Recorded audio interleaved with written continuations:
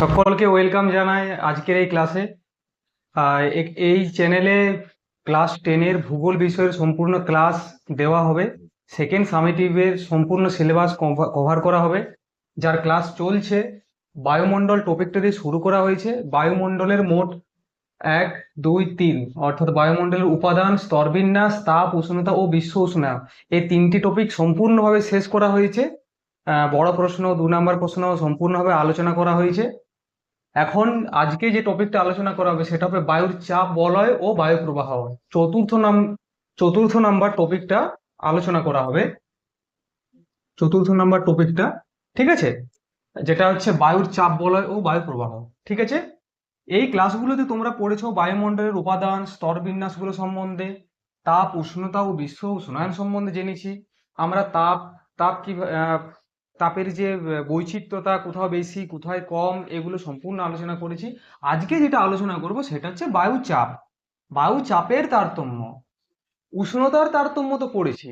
আমাদের যে বায়ুর চাপ, পৃথিবীর উপর বায়ুমণ্ডলে যে চাপ প্রদান করছে, সেটা বাড়া কমা বা তারতম্য হচ্ছে কিভাবে, বা বায়ুচাপের নিয়ন্ত্রক কি কি জিনিসগুলো নিয়ন্ত্রণ করছে এই চাপটা কমা বাড়ার ক্ষেত্রে, এটা আজকে আলোচনা করব। ঠিক আছে, তোমাদের সবার প্রথমে যেটা জানতে হবে সেটা হচ্ছে বায়ু চাপ কি। বায়ু চাপ জিনিসটা কি? দেখো, এই যে বায়ুমণ্ডল আমাদের আছে, আমাদের পৃথিবীর উপরে, এই যে পৃথিবীকে ঘিরে বায়ুমণ্ডল অবস্থান করে আছে। বাতাসের বা বায়ুর তো একটা ওজন আছে, তাই না? কিন্তু দেখো, মানে ভাবার বিষয় যে এই যে বায়ুমণ্ডল, যেটা তার ওজনের জন্য আমাদের পৃথিবীর পৃষ্ঠের প্রতিটি উপাদানের উপর, প্রতিটি জড় বস্তু, সজীব বস্তুর উপর কিন্তু সে একটা চাপ প্রদান করছে। আর আমরা হচ্ছি মানুষ, কিন্তু দেখো আমরা সেই যে আমাদের উপর চাপটা প্রদান করা হচ্ছে, আমরা কিন্তু অনুভব করতে পারছি না। কেন অনুভব করতে পারছি না? আমাদের এটা প্রায় সকলেরই জানা যে আমাদের শরীরে হৃৎপিণ্ড আছে, আর হৃৎপিণ্ড আমাদের শরীরে একটা চাপ ক্রিয়েট করে, পাম্প করে। সেই পাম্পের জন্য আমরা কি করি, আমাদের শরীরের চারিদিকে রক্তটা ধমনীর সাহায্যে ছড়িয়ে পড়ে। তাহলে আমাদের শরীরে প্রদান করা চাপ আর বায়ুমণ্ডলের চাপ দুটো প্রায় এক। দেখো, ঠিক যেমন ভাবে আমার এই দুটি হাত, এই হাতটা দুটি সমানভাবে চাপ প্রয়োগ করছি, তোমরা নিজেরাও যদি করে দেখো, দেখবে চাপটা বোঝাবে না। কিন্তু দেখো, এই হাতটা যদি আমি ঢিলা রাখি আর এই হাত দিয়ে আমি চাপটা যদি প্রয়োগ করি, দেখো এই বাম হাতে কিন্তু চাপটা বুঝতে পারা যাচ্ছে। ঠিক সেরকম ভাবে পৃথিবী আমাদের উপর চাপ প্রয়োগ করছে, পৃথিবীর বায়ুমণ্ডল আমাদের উপর চাপ প্রয়োগ করছে, আর আমাদের শরীরেও কিন্তু চাপ প্রয়োগ করছে, যার জন্য চাপটা অ্যাডজাস্ট হয়ে যাওয়ার পর বুঝতে পারা যায় না। তাহলে চাপ জিনিসটা কি বুঝতে পারা গেল? তাহলে যদি বইয়ের ভাষায়, লেখার ভাষায় যদি বলা হয়, তাহলে কি হবে, বায়ুচাপ জিনিসটা কি না, আমাদের পৃথিবীর চারিদিকে বায়ুমণ্ডল দিয়ে পরিবেষ্টিত। ঠিক আছে, বায়ু যার নিজস্ব ওজন আছে, ভূপৃষ্ঠের সকল পদার্থের ওপরে এই জন্য বায়ুমণ্ডল নির্দিষ্ট চাপ প্রদান করছে। ঠিক আছে, কিন্তু আমরা কেউ এই চাপ অনুভব করতে পারি না। তাহলে নিশ্চয়ই তোমরা জানতে চাইছো যে বায়ুর চাপ, এটা তো একটা পরিমাণ আছে। দেখো, আমাদের পৃথিবীতে যে সম্পূর্ণ যে ভূমিরূপগুলি আছে, সবার নিচে আছে কি, সমুদ্র। তাই উচ্চতা সমস্ত কিছু মাপা হয় কি, সমুদ্র পৃষ্ঠ থেকে। তাহলে এই যে সমুদ্র পৃষ্ঠের উচ্চতা কত, শূন্য, শূন্য ধরা হয়। তাহলে আমাদের পৃথিবীর উপরে যে বায়ুমণ্ডলটা আছে, বায়ুমণ্ডলে যে চাপ প্রদান করছে, এই শূন্য, শূন্য অর্থাৎ ভূপৃষ্ঠে, সমুদ্র পৃষ্ঠ থেকে যে বায়ু চাপটা প্রদান করা হচ্ছে, সেটা কত না, সেটা হচ্ছে 1013.25 মিলিবার। মিলিবারে চাপ প্রদান করা হচ্ছে। এটা তোমাদের ভিভিআই একটা শর্ট প্রশ্ন, যেটা তোমাদের জিজ্ঞাসা করা হয়। তাহলে এভাবে চাপটা প্রয়োগ করছে। আচ্ছা দেখো, তাহলে এই যে বায়ু চাপটা, এটা তো মাপার কিছু যন্ত্র আছে, তোমাদের এটাও প্রশ্ন পড়বে। তাহলে বায়ুর চাপ মাপার যন্ত্র কি? বায়ুর চাপ মাপার যন্ত্র কি না, ব্যারোমিটার। Barometer, barometer. ব্যারোমিটার কে আবিষ্কার করেছিলেন? টরিসরি বলে একজন ছিলেন, যিনি এই ব্যারোমিটার আবিষ্কার করেছিলেন। তোমাদের এই দুটি তোমাদের শর্ট প্রশ্ন হিসাবে পড়ে। ঠিক আছে, ভিভিআই এমসিকিউ।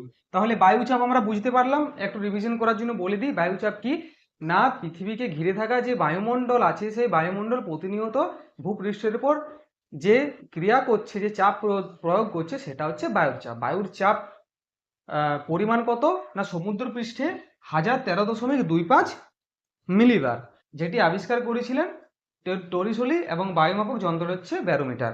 এটা হলো তোমাদের একটা 2 নম্বরের প্রশ্ন এবং তার সাথে সাপোর্টেড কিছু এমসিকিউ আলোচনা করা হলো। যেটা গুরুত্বপূর্ণ প্রশ্ন সেটা কি বলা হয়েছে, এই যে বায়ুর চাপটা পড়ছে পৃথিবীর উপর সেটা কোথায় কম আর কোথায় বেশি এটা জানতে হবে, আর কোন কোন জিনিসগুলো নিয়ন্ত্রণ করছে কেন হচ্ছে সেগুলো আমাদের জানতে হবে, ঠিক আছে। তাহলে দেখো সবার প্রথমে যে পয়েন্টটা তোমাদের আলোচনা করতে হবে সেটা হচ্ছে উচ্চতা। উচ্চতা উচ্চতা জিনিসটা কি না সেটা তোমরা নিশ্চয়ই জানো, কোনো একটা উচ্চভূমি। দেখো কি হয় জিনিসটা, আমাদের যে পৃথিবী, আমাদের পৃথিবীকে ঘিরে রয়েছে বায়ুমণ্ডল ঘিরে রয়েছে। তাহলে এর উপরে এটা মনে করো কোনো একটা ভূমিপৃষ্ঠ, তার উপর বায়ুমণ্ডল ঘিরে রয়েছে, বায়ুমণ্ডল কিন্তু স্তর রয়ে আছে, ঠিক আছে।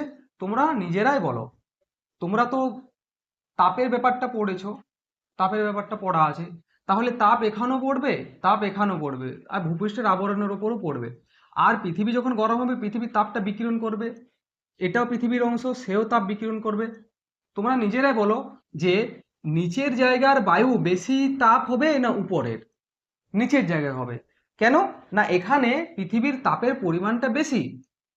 আর দেখো নিচে নিচে যে বায়ুটা রয়েছে সেই নিচের বায়ুটা বেশি উত্তপ্ত হবে, তাই না?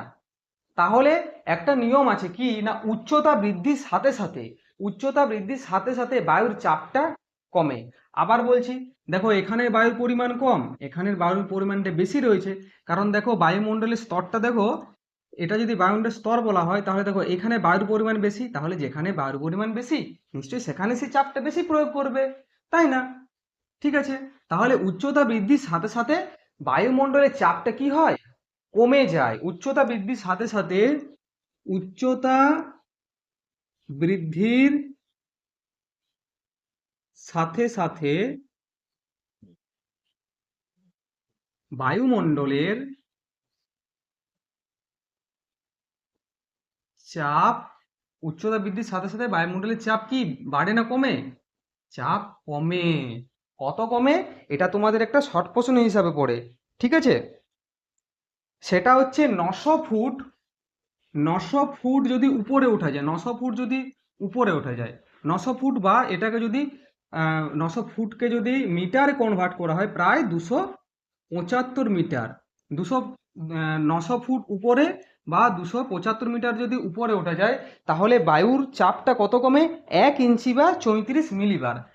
1 ইঞ্চি বা 34/34 মিলিবার, মিলিবার চাপ কমে, চাপ কমে। বায়ুমণ্ডলে যেমন উচ্চতা বৃদ্ধির সাথে সাথে কি হয়, উষ্ণতা কম হয়, ঠিক সেরকম উচ্চতা বৃদ্ধির সাথে সাথে কিন্তু চাপও কম হয়, ঠিক আছে।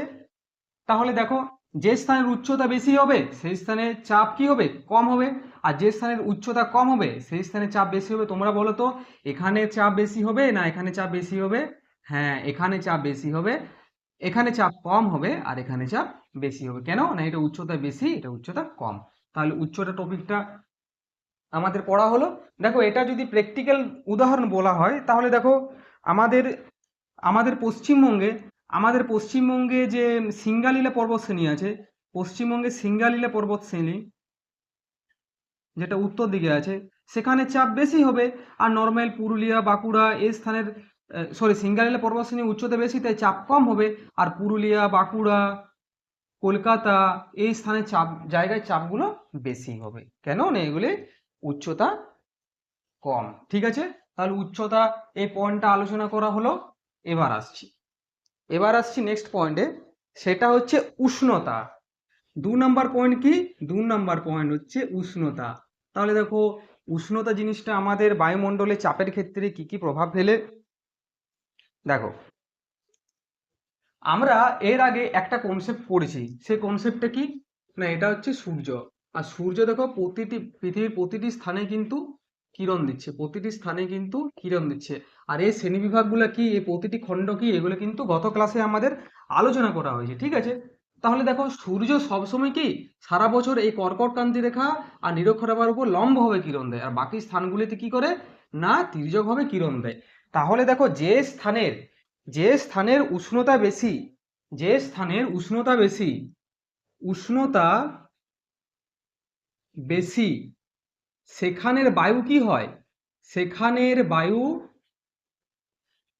উষ্ণ হয়, আর উষ্ণ হয়ে কি হয়?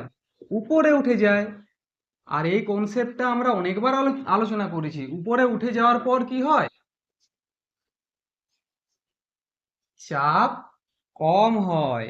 চাপ কম হয়, যা নিম্নচাপ সৃষ্টি করে। নিম্নচাপ সৃষ্টি করে। তার মানে কি বোঝা যাচ্ছে? কোনো স্থানে যদি উষ্ণতা বেড়ে যায়, উষ্ণতা বেড়ে গেলে কি হয়? উষ্ণতা বেড়ে গেলে চাপ কম হয়। তাহলে চাপটা কেন কম হচ্ছে? দেখো, এটা হচ্ছে একটা বায়ু, এটা হচ্ছে একটা বায়ু। আর একটা বায়ু কি, একটা বায়ু একাধিক ছোট ছোট ছোট ছোট ছোট ছোট কণা দিয়ে তৈরি। আর যখন চাপটা তার উপর পড়ে, তখন কি হয়? এই কণাগুলি গতি করতে শুরু করে। আর গতি করতে শুরু করার পর তখন কি হয়? সে তার আয়তনটা বৃদ্ধি করে দেয়। আর আয়তনটা বৃদ্ধি করলে কি হয়? ঘনত্বটা কমে যায়। আর ঘনত্ব কমে যাওয়া মানে কি? সেটা হালকা হয়ে যায়। ঘনত্ব কি না, কোনো একটা নির্দিষ্ট পরিমাণ উপাদান একটা স্থানে কত বেশি পরিমাণে আছে, সেটা হচ্ছে ঘনত্ব। আর ঘনত্ব, উষ্ণতা প্রয়োগ করলে বায়ুর ঘনত্ব কমে যায়। আর ঘনত্ব কমে গেলে উষ্ণতা কি হয়? মানে উষ্ণতা বেড়ে গেলে ঘনত্ব কমে যায়, যার জন্য সেটা হালকা হয়ে যায়।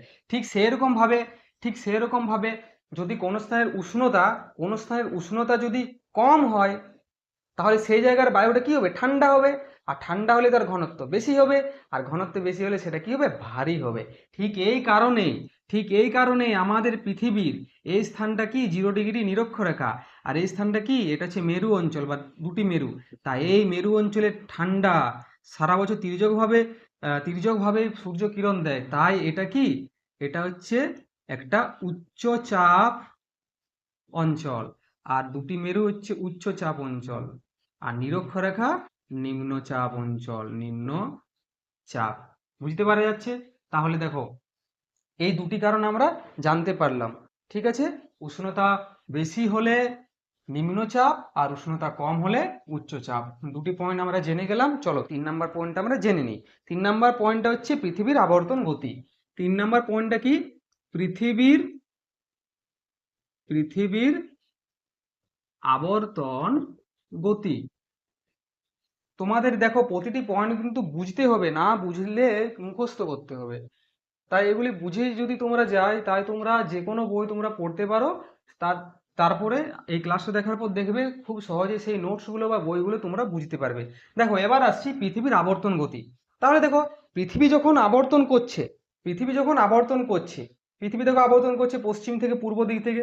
এটা হচ্ছে পশ্চিম দিক থেকে পূর্ব দিকে আবর্তন করছে। তাহলে পৃথিবী যে আবর্তন করে, আবর্তন করার পরে কি পৃথিবীর নিজস্ব কিছু বল সৃষ্টি হয়।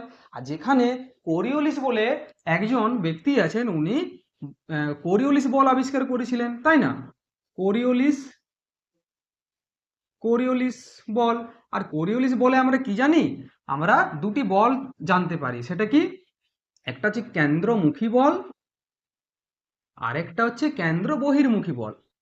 কেন্দ্র বহির্মুখী বল, কেন্দ্র বহির্মুখী বল, কেন্দ্রমুখী বল আর কেন্দ্র বহির্মুখী বল। তোমরা এবার বলো, তাহলে এই যে কেন্দ্র বহির্মুখী বল, এই জিনিসটা কি করছে? না, এই জিনিসটা যখন পৃথিবী যখন আবর্তন করছে, তখন কেন্দ্র বহির্মুখী বলের ফলে পৃথিবীর মধ্যে যে বায়ুর স্তরগুলি আছে, সেগুলি কি করে?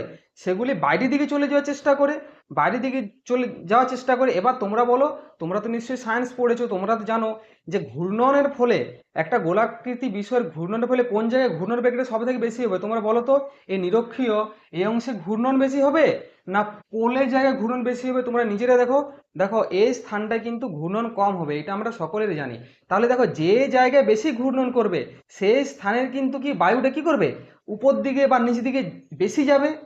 বায়ুটা উপর দিকে বা নিচে বাইরে চলে যাওয়ার জন্য বেশি সচেষ্ট হবে উপরের বা নিচের পোলের তুলনায়। তার জন্য কি হয়? এই কেন্দ্রমুখী বলের ফলে নিরক্ষীয় অঞ্চল, নিরক্ষীয়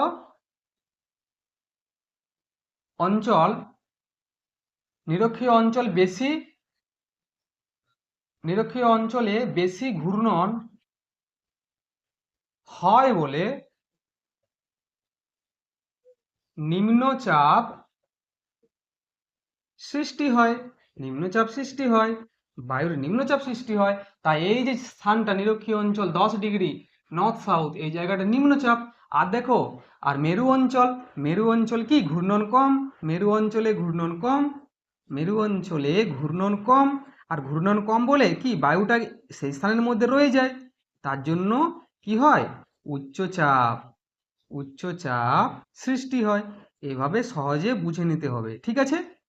সেই জন্য এই যে মেরু অঞ্চল, এই দুটি মেরু অঞ্চল এগুলো কি উচ্চ চাপ, আর এটা হচ্ছে নিম্নচাপ। বুঝতে পারা গেছে যে পৃথিবীর আবর্তন গতির ফলে আমাদের পৃথিবীর চারিদিকে যে বায়ুর চাপ সেটার বাড়া কমাটা কেন হচ্ছে, ঠিক আছে। এবার আসছি 4 নাম্বার, সেটা হচ্ছে জলীয় বাষ্প। 4 নাম্বার পয়েন্টটা কি জলীয় বাষ্প। দেখো আমরা তো সকলেই জানি যে জলীয় বাষ্প কি হয়, জলীয় বাষ্প বায়ুকে আশ্রয় করে আশ্রয়স্থান দখল করে। তাহলে জলীয় বাষ্প এর সাথে চাপের কি সম্পর্ক? চাপের সম্পর্ক আছে। দেখো এখানে দুটি টার্ম বলছি, সেটা হচ্ছে শুষ্ক আর একটা হচ্ছে আর্দ্র। শুষ্ক বায়ু আর আর্দ্র বায়ু। আর দেখো বায়ুর মধ্যে আমরা কি কি উপাদান জানি, CO2 জানি, নাইট্রোজেন জানি, অক্সিজেন জানি, তাই না? আর দেখো আর্দ্র বায়ুর মধ্যে CO2 থাকবে, নাইট্রোজেন থাকবে, অক্সিজেন থাকবে। কিন্তু কি হয়, এই যে আর্দ্র বায়ু মানে কি যেখানে জলীয় বাষ্প বেশি হয়। আর জলীয় বাষ্প যখন বেশি হয় তখন সে কি করে এই carbon die oxide, nitrogen oxide, oxygen এদের পরিমাণগুলোকে কমিয়ে দেয়, এদের পরিমাণগুলিকে কমিয়ে দেয়। আর আমরা কি জানি জলীয় বাষ্পের তুলনায় এই যে carbon die oxide, nitrogen, oxygen এগুলি বেশি ভারী। সেই জন্য আর্দ্র বায়ু কি বেশি, আর্দ্র বায়ু হচ্ছে কম ভারী, আর্দ্র বায়ু হচ্ছে কম ভারী, ঠিক আছে। আর শুষ্ক বায়ু বেশি ভারী, বেশি ভারী। এবার দেখো সেই কনসেপ্ট ফিরে এসো, কম ভারী মানে কি শেষ বায়ুটি উপর দিকে গমন করবে অর্থাৎ নিম্নচাপ সৃষ্টি করবে, কম ভারী বলে নিম্নচাপ সৃষ্টি করবে। আর যেটা বেশি ভারী সেটা কি করবে, সেটা উচ্চচাপ সৃষ্টি করবে, উচ্চচাপ সৃষ্টি করবে। এবার তোমরা বলো যে শীতকাল আর বর্ষাকাল কোন কালে জলীয় বাষ্প বেশি থাকে, শীতকালে না বর্ষাকালে জলীয় বাষ্প বেশি থাকে বলো? হ্যাঁ, বর্ষাকালে জলীয় বাষ্প বেশি থাকে। তার মানে কি বর্ষাকালে উচ্চচাপ সৃষ্টি হবে না নিম্নচাপ হবে? বর্ষাকালে হবে নিম্নচাপ। সেই কারণ দেখবে বর্ষাকালে আমরা বলি না যে এটা নিম্নচাপ সৃষ্টি হয়েছে, 3 দিন 4 দিন বর্ষা থাকবে, কন্টিনিউ জল হবে, এটার জন্যই।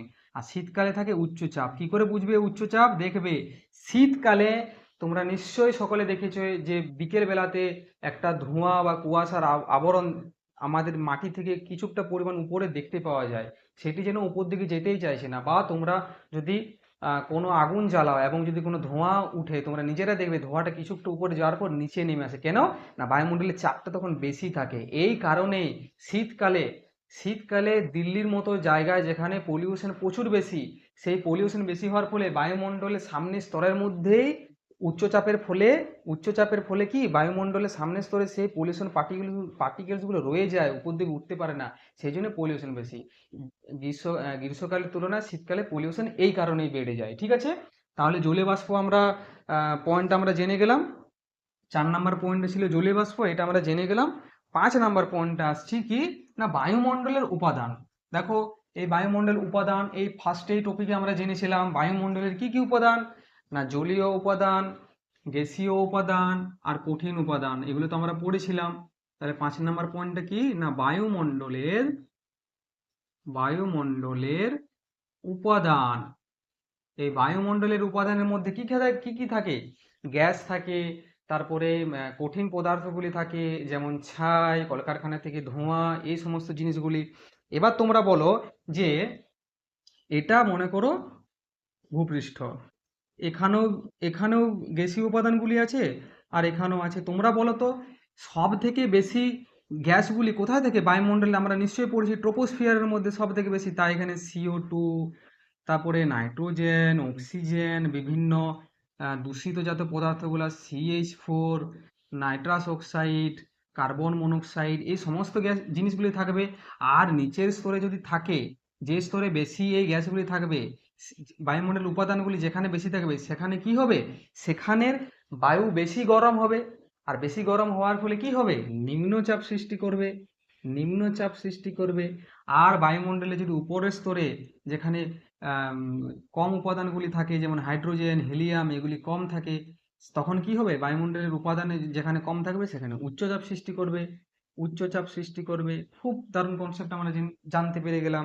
তাহলে এই এই টপিকটি আমরা জেনে গেলাম, বায়ুমণ্ডলের গঠনকারী উপাদানগুলি কিভাবে কিভাবে আমাদের বায়ুচাপের তারতম্য কারণ হতে পারে।